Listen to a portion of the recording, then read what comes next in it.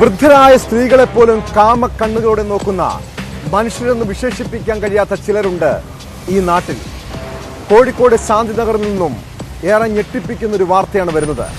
72കാരിയെ ക്രൂരമായി ബലാത്സംഗം ചെയ്ത് കൊലപ്പെടുത്തി. സംഭവത്തിൽ അയൽവാസിയായ രാജനെ പോലീസ് അറസ്റ്റ് ചെയ്തിട്ടുണ്ട്.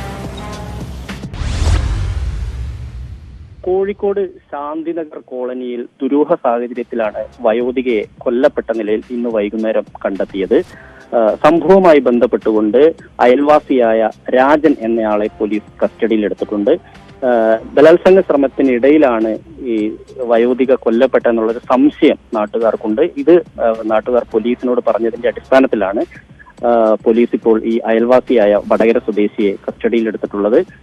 അതേസമയം മൃതദേഹം ഇപ്പോൾ കോഴിക്കോട് ബീച്ച് ആശുപത്രിയിലാണുള്ളത്. നാളെ ഇൻക്വസ്റ്റ് നടപടികൾ നാളെ നടക്കും. അതിനുശേഷം പോസ്റ്റ്മോർട്ടം റിപ്പോർട്ട് കൂടി വന്നാൽ മാത്രമേ മരണകാരണം വ്യക്തമാവുകയുള്ളൂ എന്നാണ് പോലീസ് പറയുന്നത്.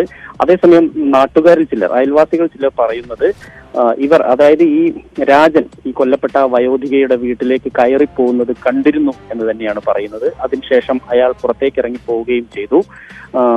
എന്താണ് അതിനുശേഷമാണ് ഇവരെ കൊല്ലപ്പെട്ട നിലയിൽ കണ്ടെത്തുന്നത്. ആ ഒരു സംശയമാണ് നാട്ടുകാർ പറയുന്നത്. പക്ഷേ പോലീസ് ഇപ്പോഴും ഇത് ബലാത്സംഗം ചെറുക്കുന്നതിനിടയോ അല്ലെങ്കിൽ ബലാത്സംഗം ചെയ്ത് കൊലപ്പെടുത്തി എന്നുള്ള നിഗമനത്തിൽ പോലീസ് ഇതുവരെയും എത്തിയിട്ടില്ല. നാട്ടുകാരുടെ ആ ഒരു സംശയത്തിന്റെ അടിസ്ഥാനത്തിൽ മാത്രമാണ് ഇപ്പോൾ അയൽവാസിയെ പോലീസ് കസ്റ്റഡിയിലെടുത്ത് ചോദ്യം ചെയ്യുന്നത്. സംഭവിച്ചെന്ന് പറഞ്ഞാൽ സൗമിനി പറഞ്ഞ ഒരാള് ഈ ആള് പനിച്ചു കിടക്കേന്.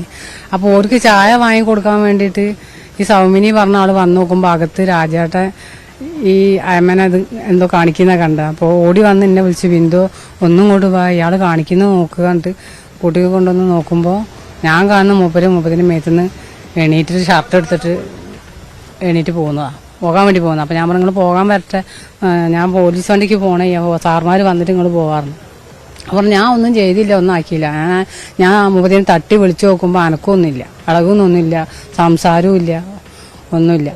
അങ്ങനെ ഒച്ചയും വിളി, അയാളോട് അകത്തുനിന്ന് ഒച്ചയും വിളി ഇടുന്നുണ്ടപ്പോൾ എല്ലാവരും കൂടി, നാട്ടുകാരൊക്കെ കൂടി അവരെല്ലാം വന്ന് എന്താ ചോദിച്ച് വിവരങ്ങളൊക്കെ പറഞ്ഞപ്പോൾ അപ്പത്തേക്ക് സാർമാരെത്തി ആളെ അവിടുന്ന് നിലത്ത് കിടക്കേനി വിളിച്ചെണീപ്പിച്ച് കാര്യങ്ങൾ. ഞാൻ ഒന്നും ചെയ്തില്ല എന്നാ പറയുന്നത്. പക്ഷേ മുപ്പത്തിന്റെ മേത്ത് തുണികളൊന്നുമില്ല, മേലെയില്ല, അടിവസ്ത്രവും താഴെ ഒരു വസ്ത്രവും കാണുന്നില്ല, ഒക്കെ പൊന്തിച്ചിട്ടുണ്ട്. ഞാൻ ഒരു ഷോൾ എടുത്ത് മുപ്പതിനെ പോസിപ്പിച്ച് കൊടുത്ത്